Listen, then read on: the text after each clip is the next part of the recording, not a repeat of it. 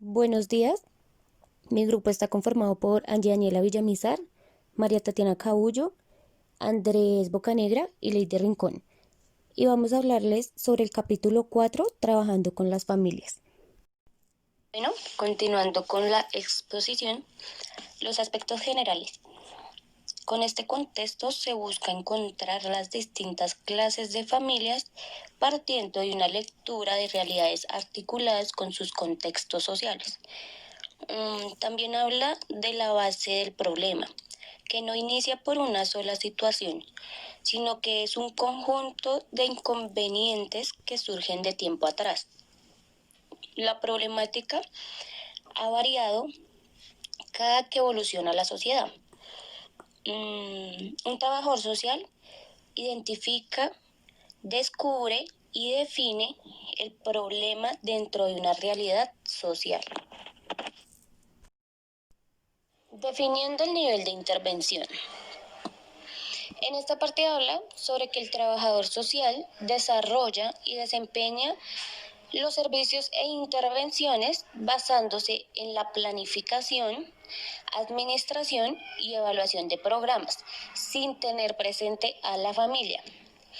También habla sobre que el trabajador social se relaciona directamente con la familia, desempeñando los conocimientos y destrezas relacionados con sistemas organizacionales y políticos, habilidades técnicas de administración, entre otros.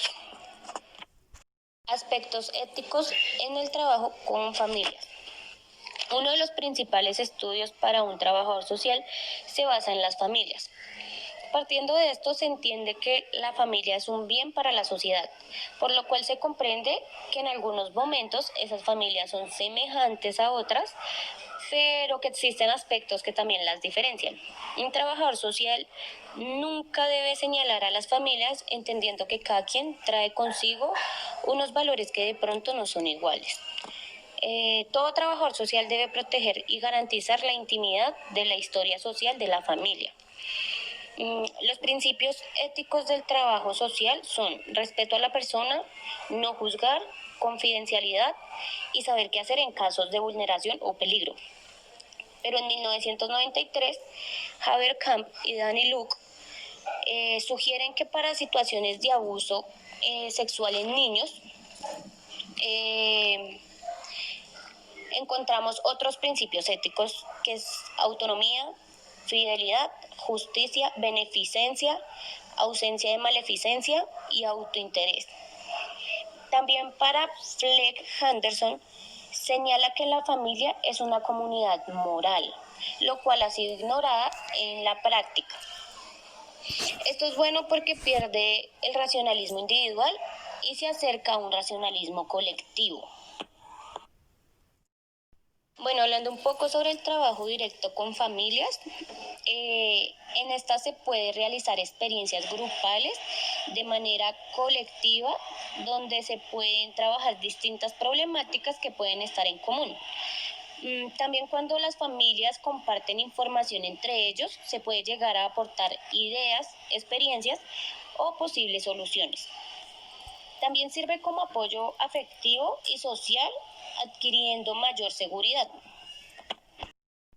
El inicio de la intervención en la lectura era un poco corta, pero en esta fase se centra en la presentación y vinculación con la familia.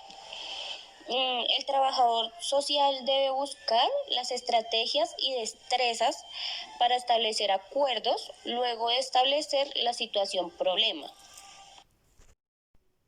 Ahora les hablaré un poco sobre la vinculación con la familia. Las primeras sesiones, todos los miembros deben participar. En caso tal de no ser posible, se les debe informar a los miembros que no están. El trabajador social está dispuesto a escuchar sus opiniones y sus sugerencias. También hablaba que el trabajador social debe tener algunas destrezas como la sintonización, que es el procurar ponerse en el lugar de las personas o la familia y ver el mundo desde su perspectiva, lo cual le permite entenderlos. Esto permite que el trabajador social pueda responder preguntas indirectas lo cual permitirá que la persona o la familia se dé cuenta que lo puede comprender y quitar algunos temores. Es indispensable vincular a los niños tratando de intentar establecer contacto y credibilidad con la familia y por último se debe informar acerca de los procesos a desarrollar con las familias. La evaluación de la situación, problema que afecta a la familia. Lo primero que se debe realizar es una exploración del tipo de situación problema que afecta a la familia. Claro está que ante otra intervención, el trabajador social puede entender la magnitud del problema y entender si es de su competencia o lo debe remitir a otro profesional. Si, por ejemplo, necesita a alguien más que un trabajador social, si necesita ya una psicosocial o, bueno, en fin. A medida que va pasando el tiempo, el trabajador social realiza una evaluación teniendo en cuenta el proceso en el que van las personas o la familia. La definición del problema. El trabajador social debe evaluar la situación problema y entender que él llega en el momento inicial de la situación y la resolución del mismo. En muchas ocasiones, el trabajador social relaciona experiencias anteriores, las cuales articula con nuevas situaciones para iniciar el proceso con la nueva familia. Se comprende que la influencia de los valores categoriza los problemas. De esto dependen las lecturas de realidades, quienes permiten comprender la contextualización social. Y por último, la definición de problema es colaborativo, porque se tiene en cuenta las distintas versiones de todos los miembros de la familia. Y el problema se identifica a través del diálogo. La evaluación de las fuerzas familiares. De Jong y Miller manifestaban que la evaluación de la familia, según la perspectiva de la construcción social y de las fuerzas, descansa sobre 5 supuestos, los cuales son: primero, que a pesar de los problemas cotidianos que afectan a las personas, familias y ambientes, estos cuentan con fuerzas que pueden ser activadas o movilizadas para mejorar la calidad de la vida. Segundo, la motivación de las personas y familia aumenta o se fomenta con un énfasis consistente en las fuerzas tal como ellas las definen. Tercero, descubrir fortalezas requiere un proceso de exploración cooperativo entre el profesional y la familia. Y en él los profesionales no tienen la última palabra acerca de lo que las personas necesitan. Cuarto, focalizar en las fuerzas nos aleja de la tentación de culpar a la víctima y nos orienta a descubrir cómo las personas se las han arreglado para sobrevivir aún más en las difíciles circunstancias. Y quinto, todos los ambientes, hasta los más carenciados, tienen recursos. Cower señala que es necesario partir confiando y no dudando. Asimismo, manifiesta que la perspectiva de las fuerzas refuerza las competencias de las familias y, asimismo, mitiga la significación de la relación desigual de poder entre ellas y el profesional. Desde su perspectiva, Cower propone algunas guías para evaluar las fuerzas familiares, las cuales son: primero, dar preeminencia al significado que la familia da a los hechos. En este se pretende evaluar la visión de la familia acerca de los hechos, el significado que la familia le da a la situación, las emociones y sentimientos que intervienen en dicha situación. Segundo, creerle a la familia. Dentro de esto se busca generar una confianza básica en las cuales las familias pueden requerir ayuda para articular su problema. Y también se habla que una confrontación del profesional puede facilitar dicho proceso. Tercero, descubrir lo que la familia quiere. Esto implica clarificar qué es lo que la familia quiere y espera del servicio y cuál consideraría que es una solución exitosa a sus problemas. Cuarto, descubrir a través de la evaluación las fuerzas personales y ambientales. Ahí se habla de que existen obstáculos personales y ambientales en la resolución de las dificultades, pero que si uno cree que las soluciones a las dificultades se encuentran en las fuerzas, quedarse en los obstáculos no conduce a nada. Quinto, hacer una evaluación multidimensional de las fuerzas. En este se habla de que La evaluación multidimensional incluye un examen de poder y de las relaciones de poder en las transacciones entre familia y su ambiente. Sexto, usar la evaluación para descubrir lo singular. En él se habla que la evaluación se centra en las fuerzas de la persona o de familia y que ésta debe ser individualizada para entender la situación única que ella está experimentando. Y esta particularmente busca esclarecer la importancia de la singularidad de la persona en la evaluación. Séptima, usar un lenguaje que la familia pueda entender. La evaluación como producto debe ser hecha en un lenguaje simple y de tal forma que sea comprensible por la persona. Octava, hacer de la evaluación una actividad que disminuya las diferencias entre el trabajador social y la familia. En esta se mencionaba que el trabajador social puede minimizar el desbalance de poderes en la relación con la familia y que el trabajador social debe enfocarse en la importancia de los significados y deseos de esta y haciéndola dar dirección a los contenidos de la evaluación. Y pues llevando a cabo esto se va a lograr que la evaluación sea abierta y compartida. Noveno, compartir la evaluación con la familia. En esta se mencionan que las evaluaciones deben ser compartidas con las personas atendidas y asimismo que si la evaluación se mantiene en privado dejará a la familia vulnerable a ser manipulada. Décima, evitar las culpas y culpar.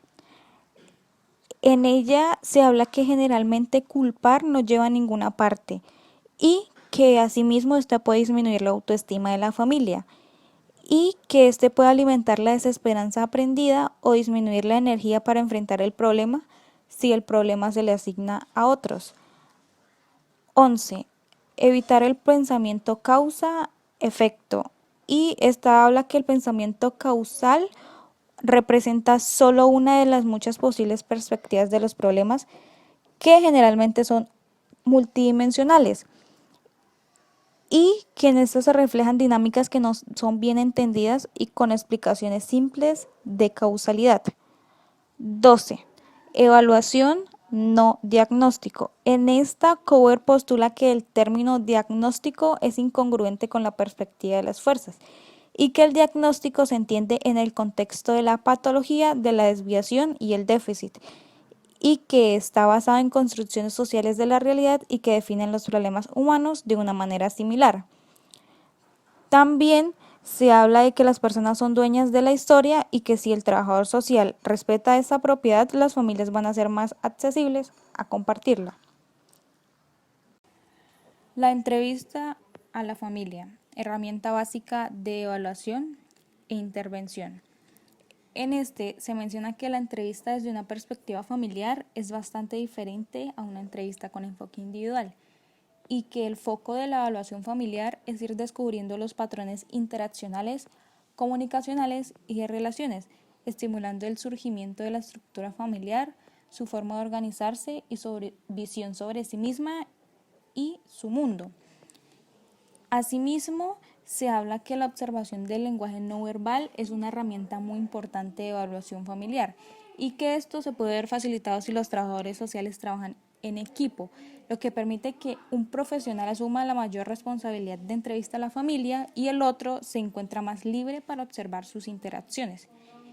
Asimismo, se hablan de unos puntos que son esenciales para la conducción de las entrevistas y la formulación de preguntas, los cuales son, primero, conducir la conversación dentro de los parámetros del sistema tan como son descritos por los clientes, vinculándose con cada miembro del sistema a fin de crear el clima adecuado que le permite irse saliendo de esos parámetros e ir introduciendo novedades.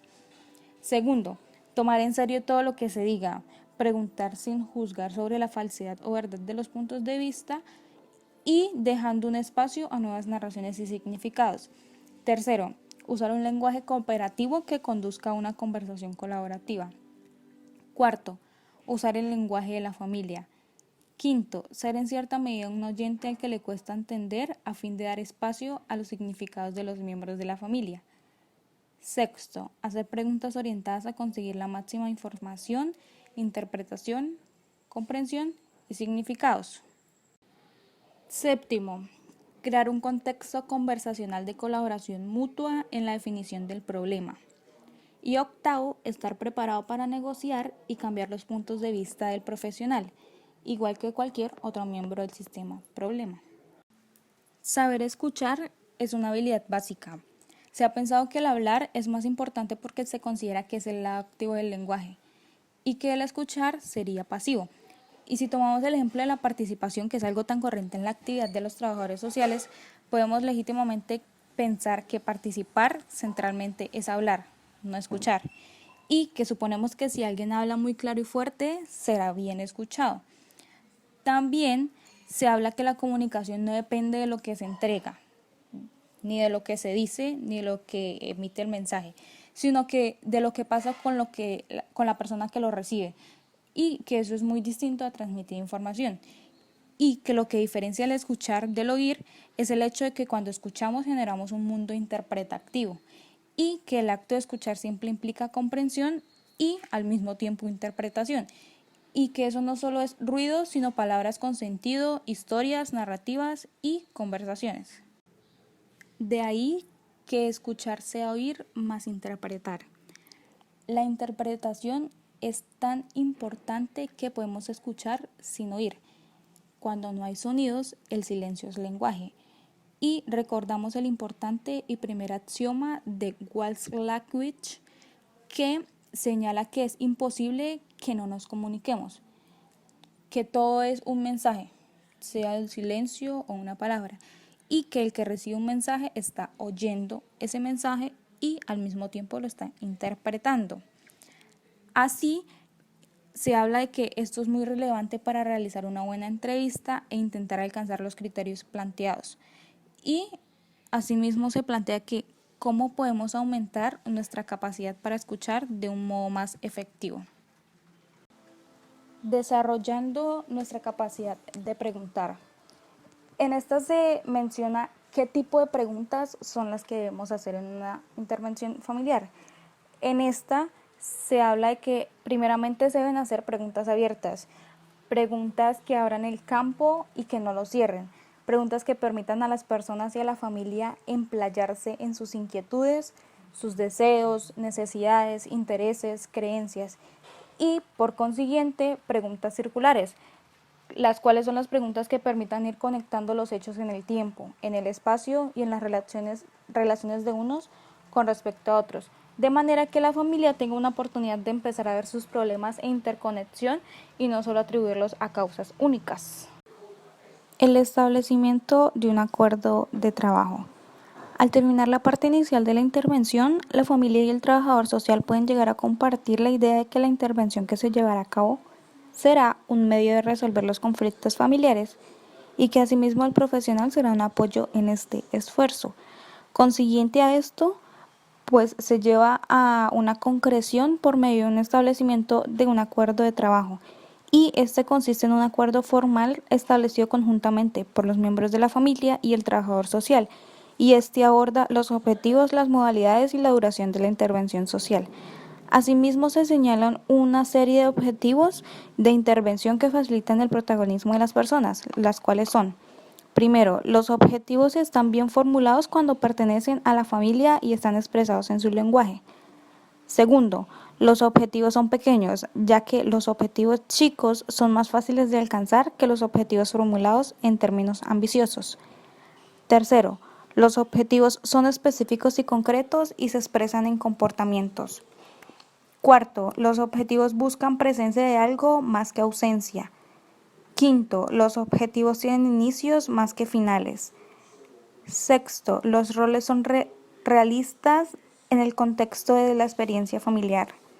Y séptimo, los objetivos son percibidos por la familia como un trabajo y muchas veces es un trabajo duro. Modalidades de intervención directa. Se visualizan 3 grandes modalidades de intervención, según si la necesidad o problema está centrado principalmente en las relaciones de la familia con su contexto, en las relaciones con su familia de origen o en las relaciones internas entre sus miembros.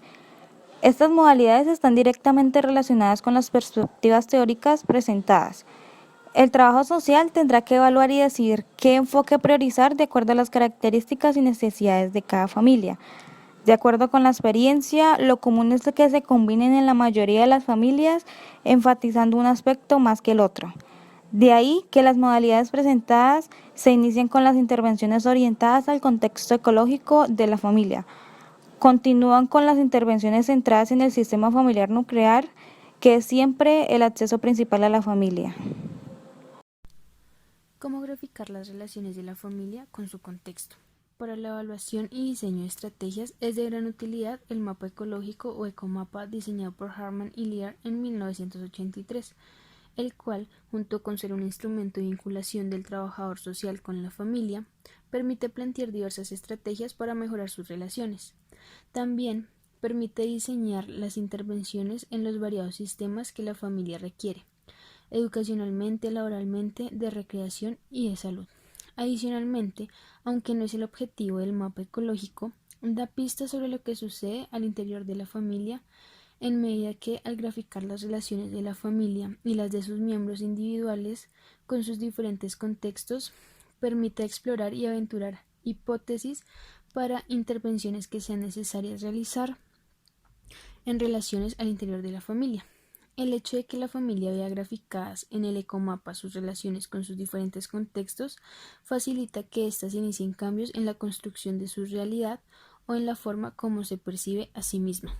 Este mapa ecológico tiene la importante utilidad de ser un instrumento que permite compartir casos con otros profesionales de forma rápida y ágil, ya sea para fines de investigación como de intervención. Para realizar el ecomapa es algo muy sencillo, junto con la familia. Todo lo que se necesita es una hoja de papel, un lápiz e interés en ayudar a la familia a describir e interpretar sus relaciones. En el centro de la hoja se dibuja un círculo a la familia, incluidos todos sus miembros, y en torno a ella se dibujan diversos círculos que corresponden a los diversos sistemas con los que la familia se relaciona para satisfacer necesidades.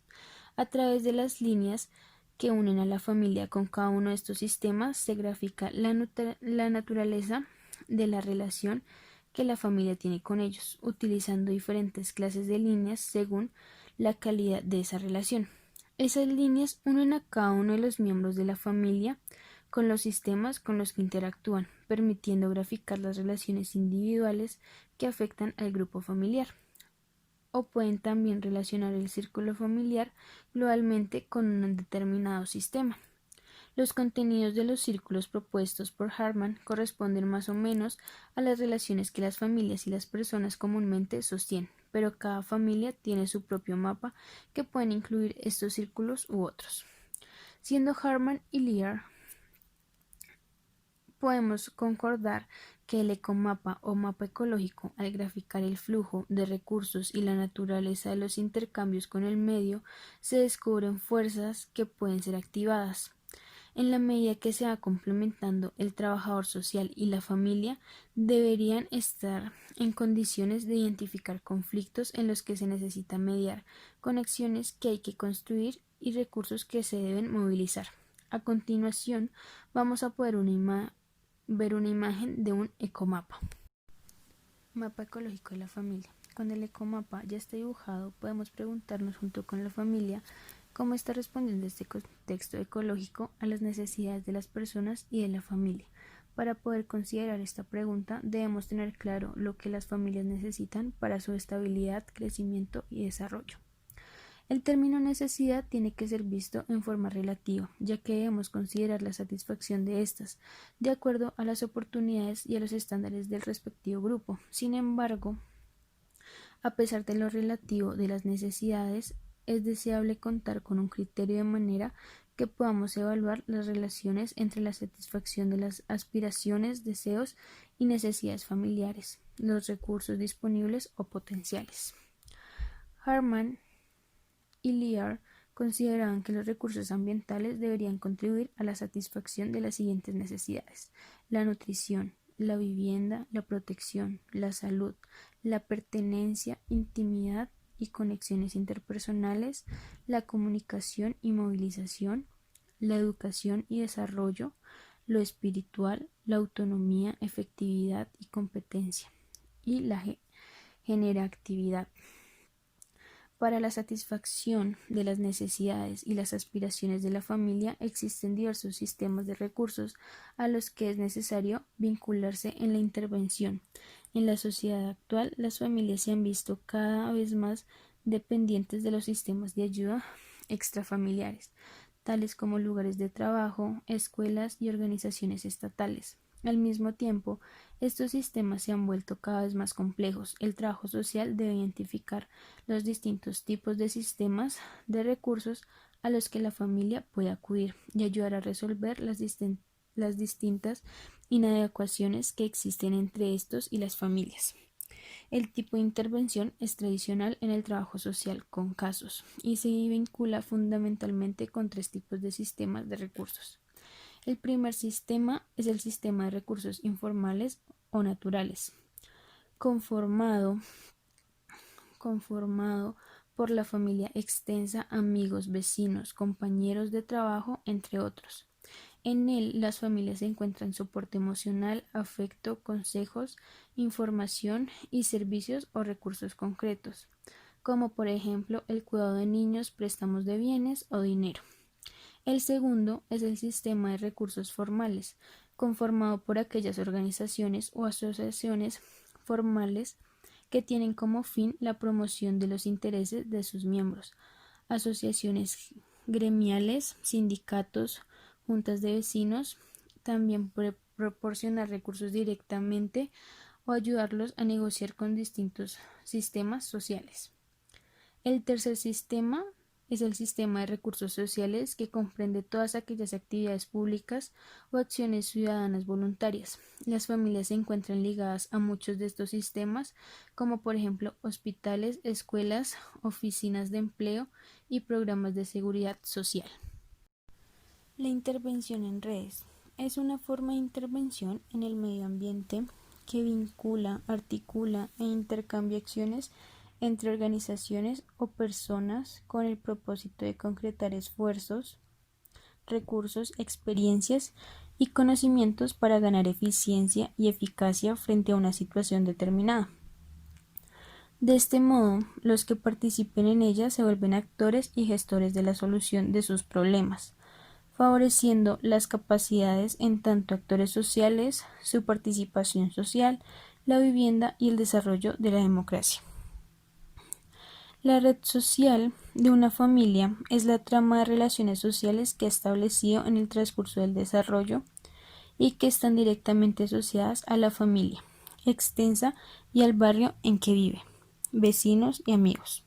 Esta red cumple funciones muy importantes en la vida cotidiana de las familias: la capacidad de contención para prevenir situaciones de riesgo social, la capacidad de autoayuda para enfrentar problemas comunes y la afirmación de la propia identidad en la medida que contribuye a confirmar la identidad cultural y el sentido de pertenencia. En este sentido, la red social es una vía para generar mayor integración social. Dadas estas funciones, la familia que cuenta con una red social adecuada está en mejores condiciones para enfrentar las dificultades propias de la vida cotidiana. Todas las familias tienen algún tipo de red social, pero a medida que ha pasado el tiempo, esta red ha perdido su potencialidad por los vínculos se han debilitado poco a poco, por la existencia de conflictos o vínculos negativos al interior de la red, o por otras circunstancias que han contribuido al aislamiento de la familia. La perspectiva ecológica, la intervención en redes se orienta precisamente a fortalecer la red social de la familia, creando el contexto para que éstas puedan emerger a través de la actualización de vínculos debilitados, del enfrentamiento de los vínculos conflictivos y de la creación de nuevos vínculos. Cuando se está iniciando la intervención en redes, sucede con frecuencia que las personas tienen dificultades para recordar algunas personas con las que se han vinculado anteriormente y que podrían construirse en la actualidad en recursos para su red. El mapa de red comprende a todos los individuos con los que una persona interactúa e incluye un círculo interior de las relaciones íntimas, familiares directos, amigos cercanos, un círculo intermedio de relaciones personales con intercambio de menor grado de intimidad y compromiso serían las relaciones sociales, familiares intermedios, y un círculo externo de conocidos y relaciones ocasionales entran los compañeros de colegio, vecinos, compañeros de trabajo y familiares lejanos. A continuación vamos a poder ver una imagen de una red de intervención. La intervención centrada en la relación con la familia de origen. Los trabajadores sociales de los programas que atienden las necesidades de la niñez a menudo se encuentran con temas intergeneracionales como los del maltrato infantil en sus diversas expresiones. Es frecuente que los padres que abandonen a sus hijos a su vez fueron abandonados cuando niños, y que las hijas de padres que abusaban de sus madres en el presente se resignan desesperanzadas frente a la crueldad y el abuso de sus maridos. Aunque los temas intergeneracionales no siempre están claramente reconocidos por los miembros de la familia, se ha demostrado que los sucesos y las experiencias del pasado pueden ensombrecer o iluminar el presente, y que las ideas propuestas por las generaciones pasadas influencian las generaciones nuevas, a través de patrones, temas, mitos, valores y rituales. Las generaciones pasadas están presentes en las familias actuales. Algunos eventos dañinos de una generación pasada, como accidentes mortales o abandonos, y secretos familiares cuidadosamente guardados, tales como suicidios, infidelidades, actos delincuenciales, adicciones, tienen un impacto significativo, pudiendo influenciar el curso de la vida de los miembros de la familia actual. Un aporte muy importante de Hartman y Liebert en 1983 a la intervención ecológica a través de la pregunta que orienta la exploración de las redes entre la familia y sus medios o contexto social. Si bien esta guía es muy amplia y muchas veces las familias con las que trabajamos se ven poco reflejadas en ellas, consideramos que es importante darse cuenta de que los estándares que señalan las preguntas son para todas las familias y básicamente no recuerdan sus derechos y los requisitos que demandan para una mejor calidad de vida.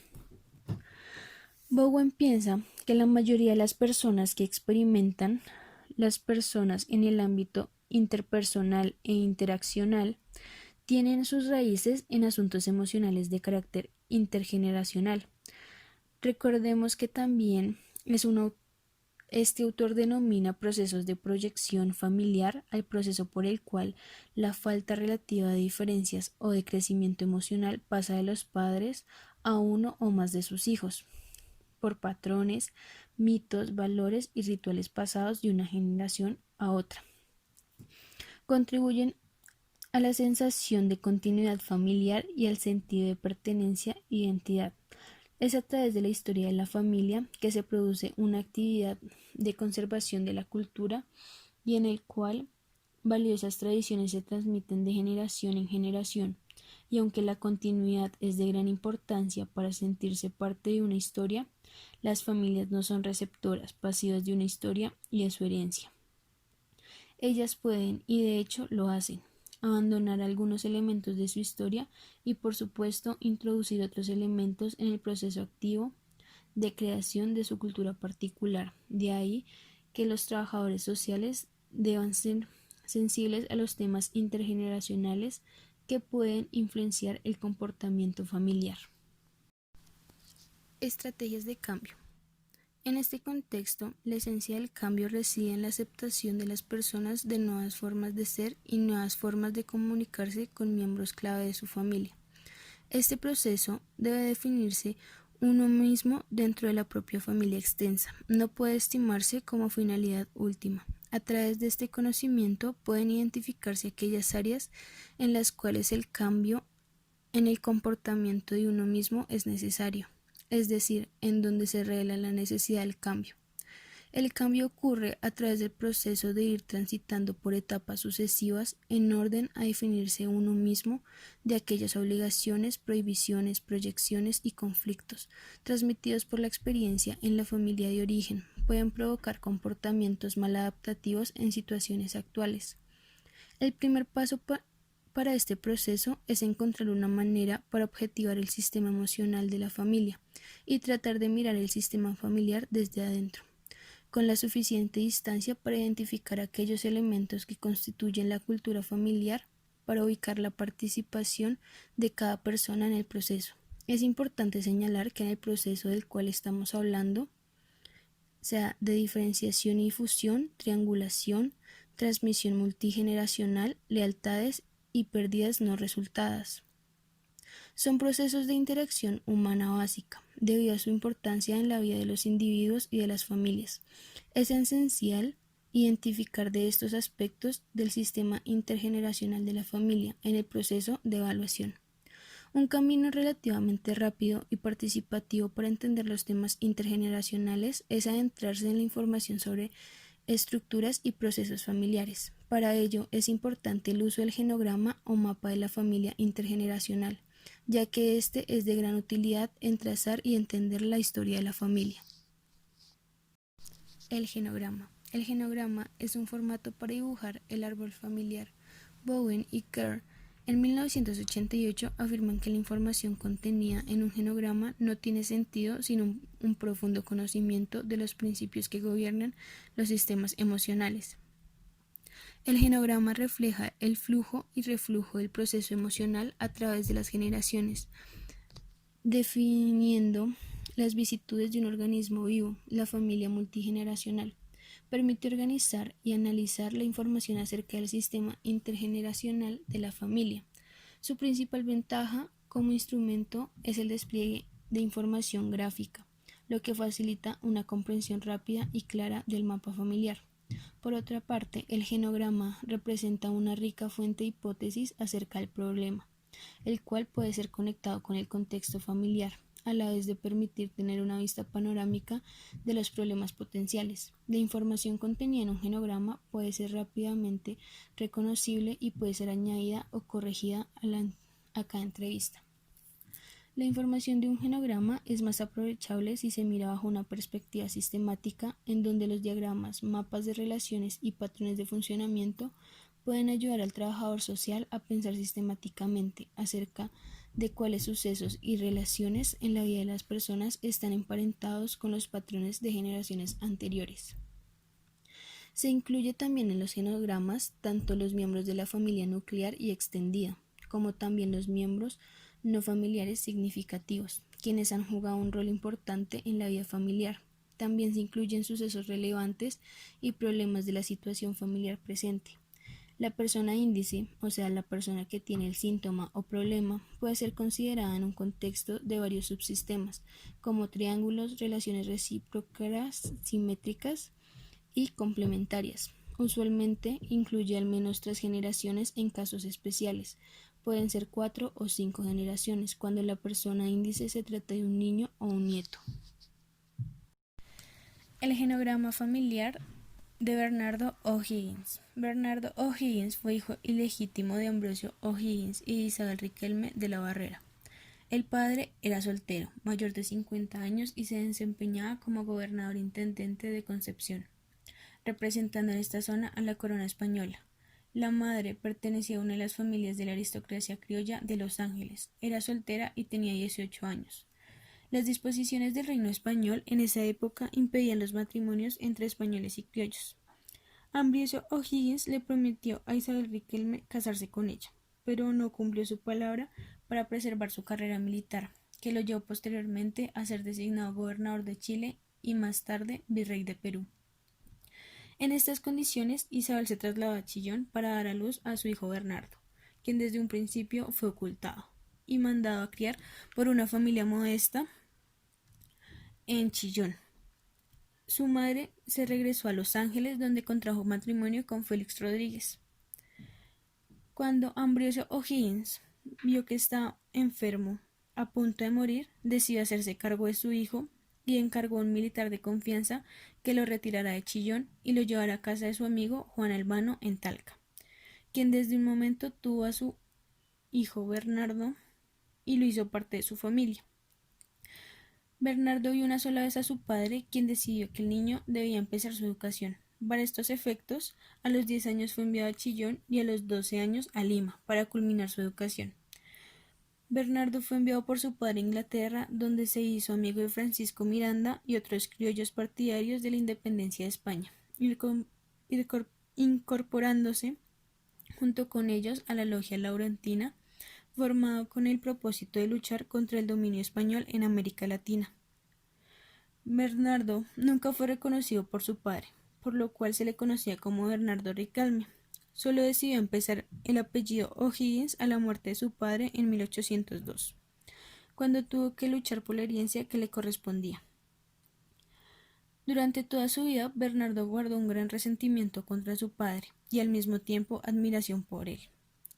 Sin embargo, al morir Ambrosio O'Higgins le nombró heredero de su hacienda Las Canteras.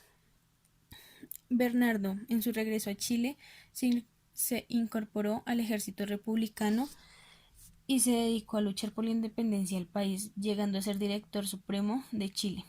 Tuvo una estrecha relación con su madre y hermana, con las que formó una familia muy unida después de que su madre enviudó.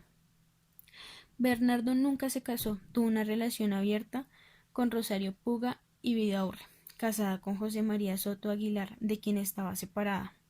De esta relación nació su único hijo, Pedro Demetrio, cuya existencia fue inicialmente ocultada, siendo bautizado como hijo de padres desconocidos, por ser hijo adulterino. Según la discriminatoria legal existente en la época, posteriormente O'Higgins lo acogió en su hogar, pero sin explicar claramente su estatus de hijo, y Pedro lo acompañó al desentierro de Lima. Sin embargo, sorprendía la forma como ocultaba en público la existencia de su propio hijo y lo poco afectuoso que era con él.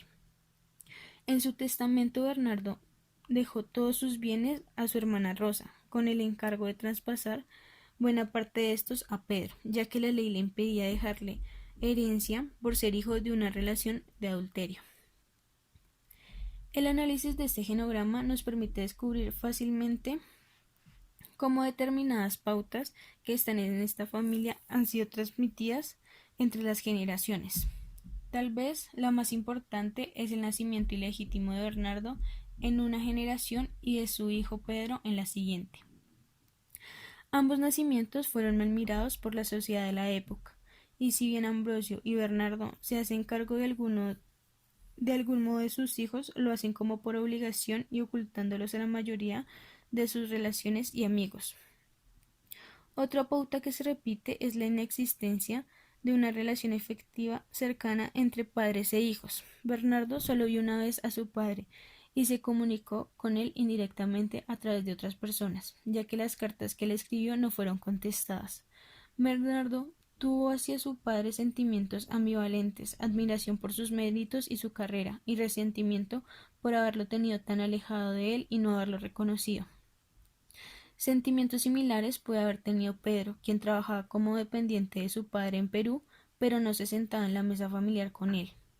Con el enfoque intergeneracional, se podría interpretar que este resentimiento fue uno de los factores que llevó a Bernardo a involucrarse con la logia lautarina cuando su padre lo envió a educarse en Europa.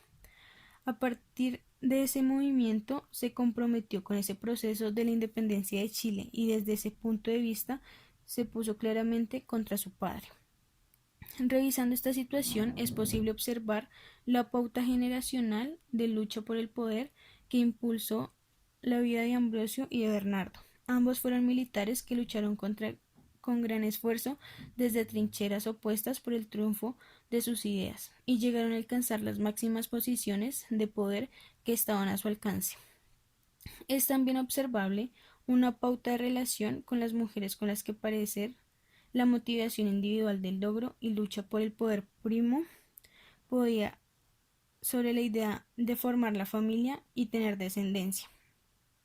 El modo en que Bernardo, al igual que su padre, no contrae matrimonio y el hijo viene a ser accidente no querido, producido de relaciones transitorias e inestables. Finalmente, es necesario destacar que en este genograma se demuestra la influencia de contexto social y político que en las familias se configuran y cómo los diferentes procesos de diferenciación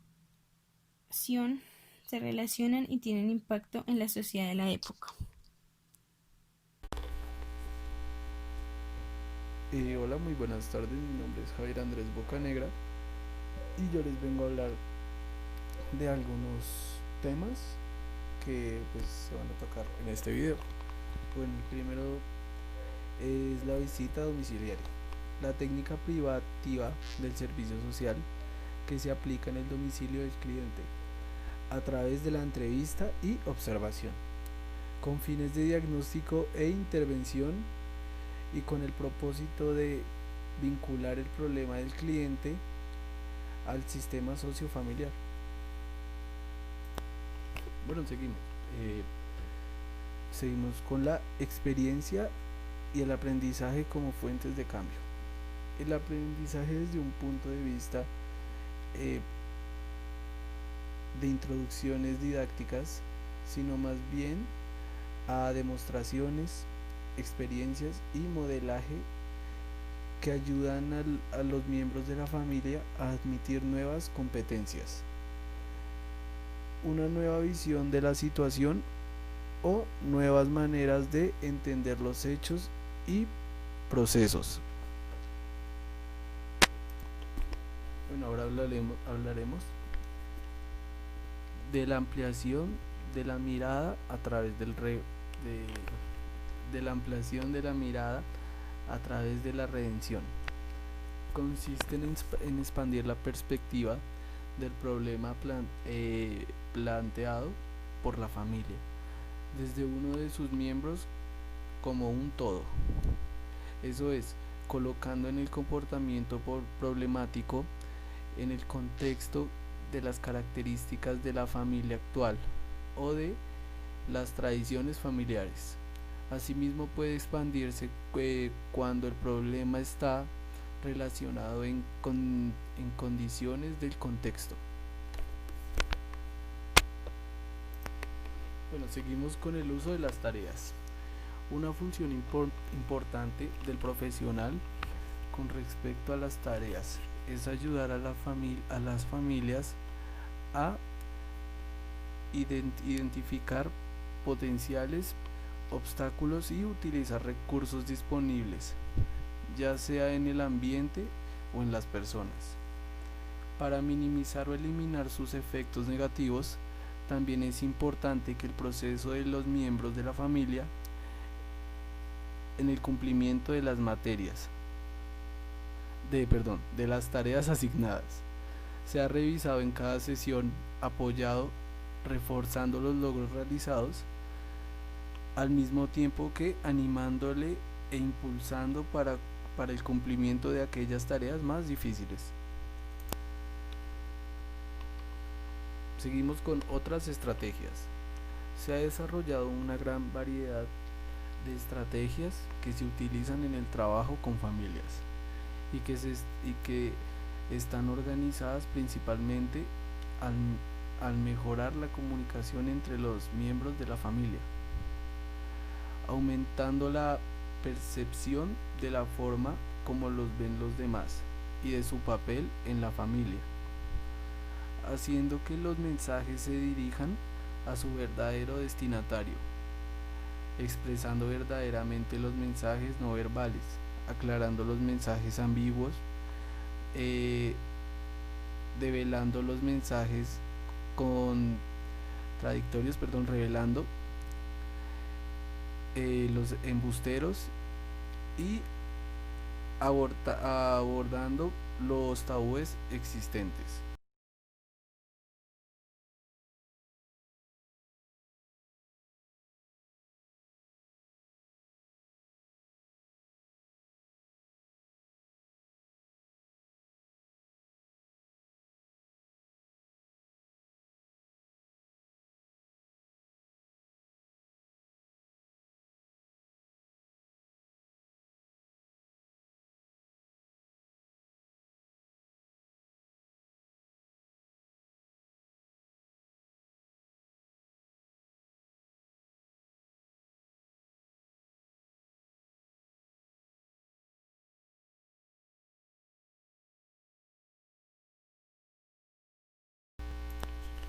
Seguimos con la intervención en crisis. Aparece cuando una persona afronta obstáculos que interponen frente a metas importantes en su vida. Obstáculos que por algún tiempo resultan insuperables, como los métodos de la persona.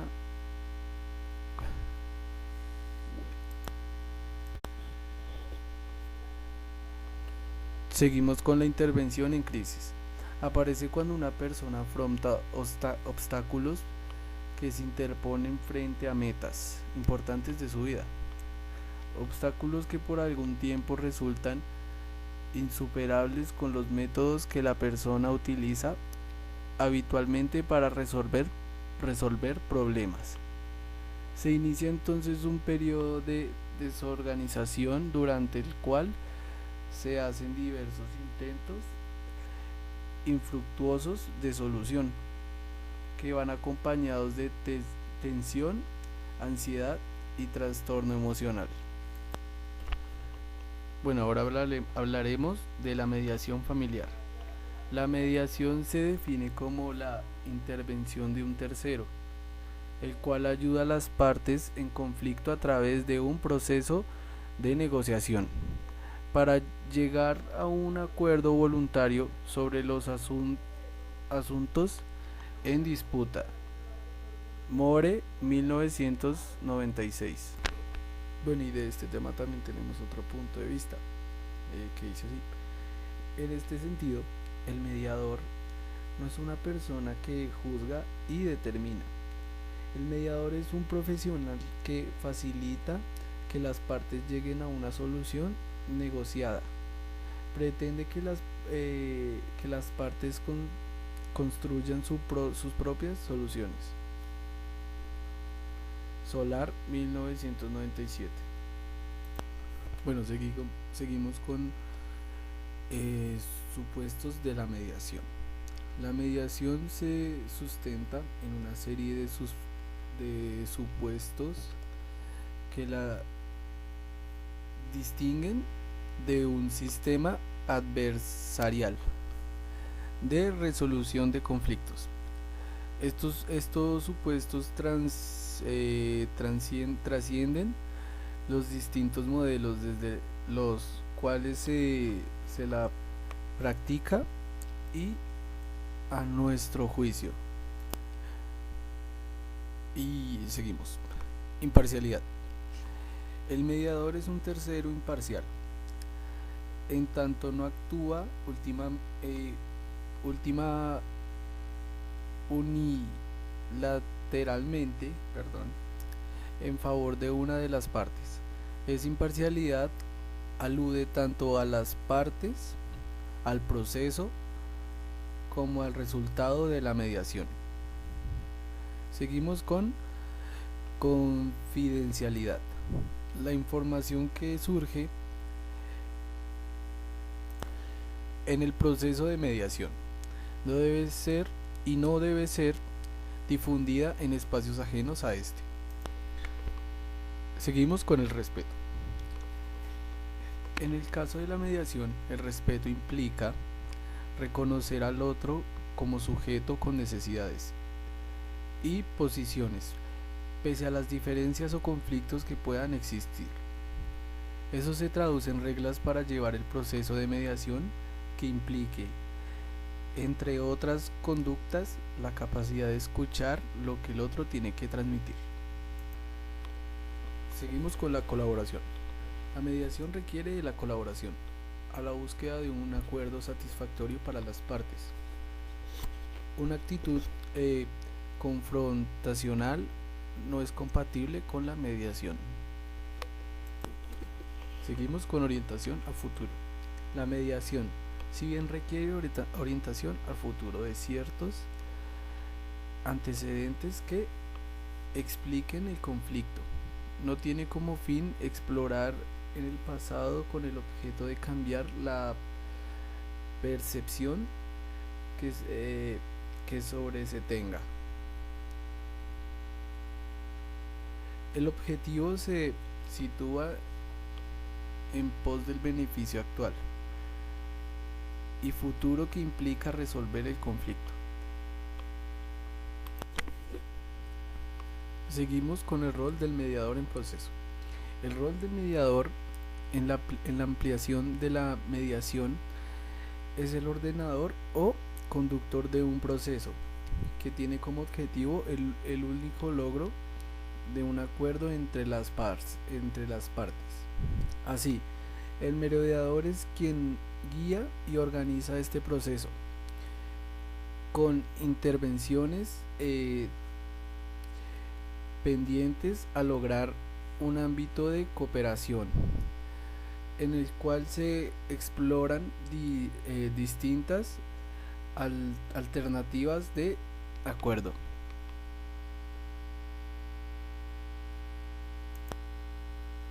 Implicancia para el trabajo social familiar. Esta modalidad